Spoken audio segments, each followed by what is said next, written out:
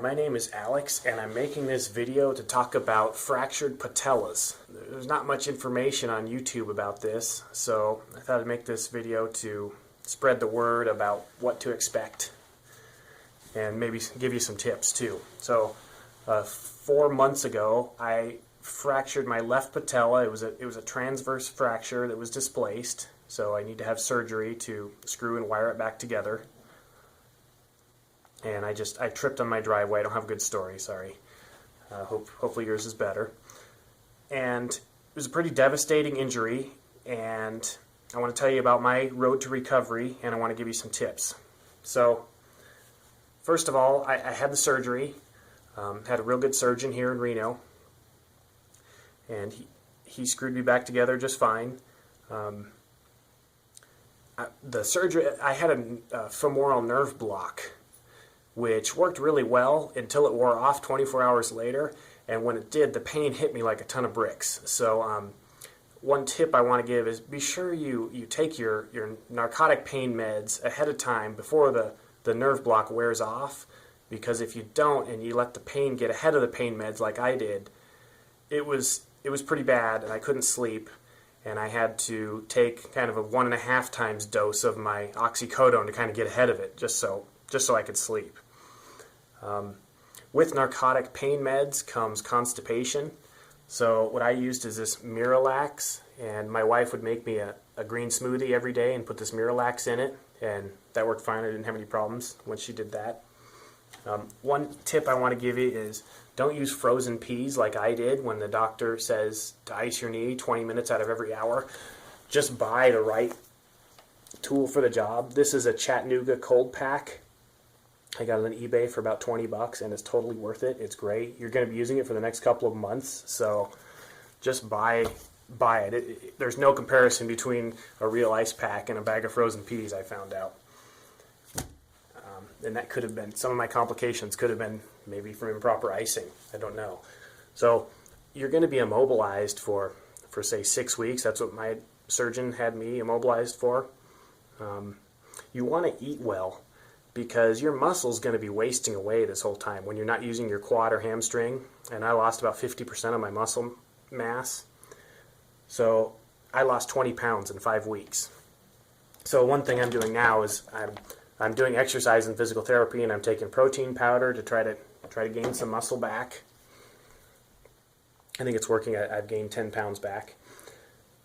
So when you're immobilized for 6 weeks, I started out with this immobilizing brace that they gave me in the emergency room. It's okay, it's hot, it was uncomfortable. So I mentioned that to my orthopedic surgeon, and I got a different brace at the orthopedic surgeon office. This one they billed my insurance $700, which is ridiculous, but that's what they did. And this one became very uncomfortable. Well, it was locked at 0 movement first. And this one became very uncomfortable too, so I had pieces of foam of varying thickness to put in here. That helped a lot, but still, it gets uncomfortable because it rubs on the same spot all the time, and it drives you crazy. So what I did is I ordered another brace on eBay. This one was 50 bucks, and I actually mixed and matched the pads between them to try to find the most comfortable solution, and I finally did with the pads from the eBay one with the frame from the one from the orthopedics office.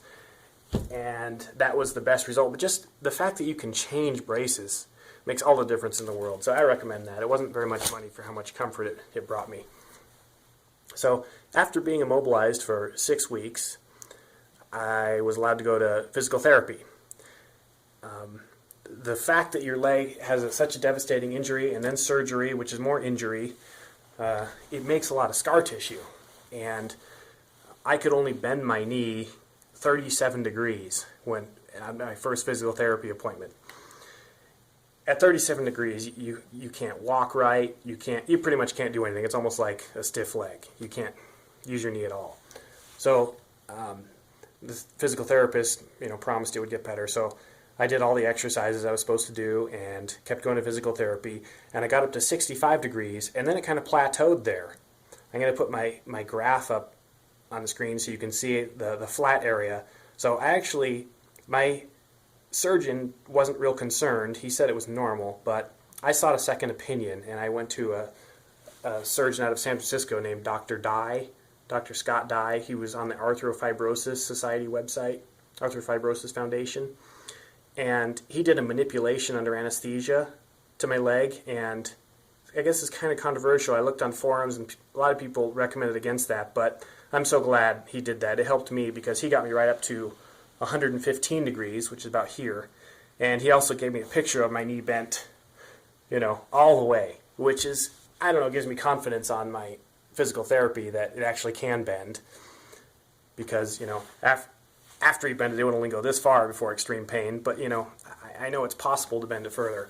And through more physical therapy, I'm up to 145 degrees now, which to me is full functionality. I mean, my other knee goes 155, but even if I don't progress any more than this, I'm happy with it. The physical therapy does hurt. It hurt me a lot, the stretching. I didn't cry in the office, but I'm not going to lie, I was close. But it's all worth it. I did all the exercises she gave me because, it's only to help me. So I did everything. And one thing, for $5 on eBay, I recommend getting your own goniometer, because then you can chart your progress over time and make your own graph. And it's nice to be able to see you're progressing or not, because it's subjective, otherwise you don't know. So I'm at 16 weeks, 4 months now post-surgery, and I can ride a bike 10 miles. I can ride a bike for an hour. I can walk a mile. Some pain, but it's getting better all the time. You saw I can bend my knee 145 degrees. I can squat somewhat, put some weight on the bad knee. Anyway, I'm healing. There's a light at the end of the tunnel, and an injury this devastating, a lot of it is mental as much as it is physical. So you're strong. You're going to get through it. You just have to power through it and do everything your physical therapist and surgeon tell you to do. So I wish you the best of luck.